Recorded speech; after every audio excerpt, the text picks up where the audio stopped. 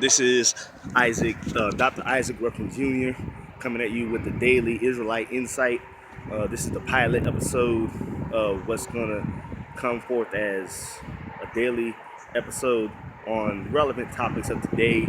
Some Q&A that if you have a question, you can ask me in the comment section of this video and I'll get to it. Now, the disclaimer is I may not get to each and every question as a individual video devout to answering that question.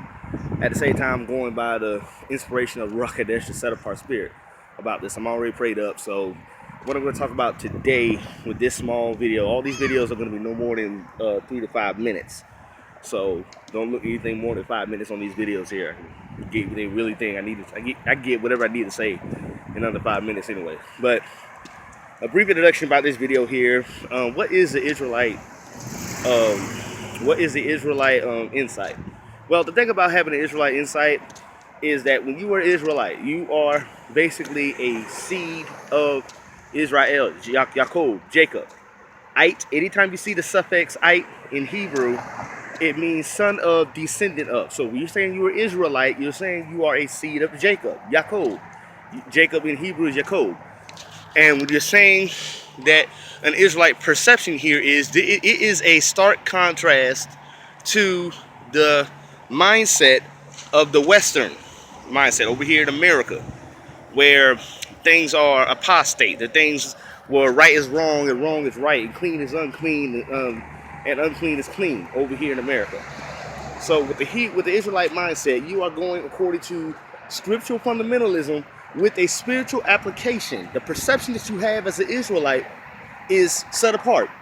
It's superior because the Most High exalts you, not ourselves. We don't exalt ourselves. When we are obedient to the Most High Almighty that created all the heavens and the earth, He exalts us. So when it comes to having His perception in life, you know, we are, as His people, the Israelites, that never change. It never, even with Christianity coming in, Christians are not the chosen people. The chosen people have always been Israel. Israel that believes in Yahshua HaMashiach, the Messiah. That's who are the elect, the eternal elect. So when it comes to having an Israelite perspective, it is going according to Sefer HaKadosh, the Holy Bible.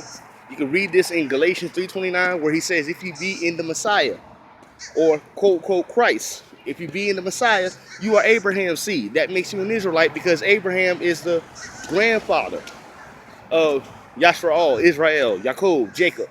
You know, since he's the son of Isaac, not me, Isaac. Jacob is the son of Isaac, and Isaac is the son of Abraham, okay?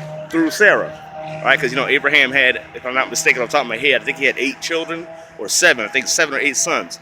Because, you know, he had more children with Keturah. But anyway, having an Israelite perception on life really gives you an in-depth perception on life itself. Because when you're set apart, when you're operating outside the way of the worldly system, you have a more advanced and more keen mindset than anybody else. You know, because we are His chosen people, we are His elect. So because He elevates us, we are seeing things, we are perceiving life, we are discerning reality from an advanced plateau, from an advanced plane. You see, this is one of the benefits of living as an Israelite. You know, so it has nothing to do with skin color, it has nothing to do with ethnicity or anything like that. It is the fact that you have knowledge with increasing faith that you are a descendant of Israel. His covenant was with Abraham, and He said, my seed I shall call out from Isaac, and then from Jacob. So if you're in that lineage, whether you're grafted in or you are a remnant of Israel, which I'll explain more in some later on videos, you are an Israelite. Can't get away from that fact. So again, this is what the Israelite perception is all about. It's going to be very scriptural, very in line, base to base. Correct me if I'm wrong anywhere. And I mean, correct me with scriptural accuracy, with scriptural precept accuracy. So again, if you have any questions, put them in the comments. If you want to follow me on Facebook and Twitter, you can do so if you haven't done so already. And we'll go from there. So until tomorrow, shalom, which means stay separate from destruction. Shalom.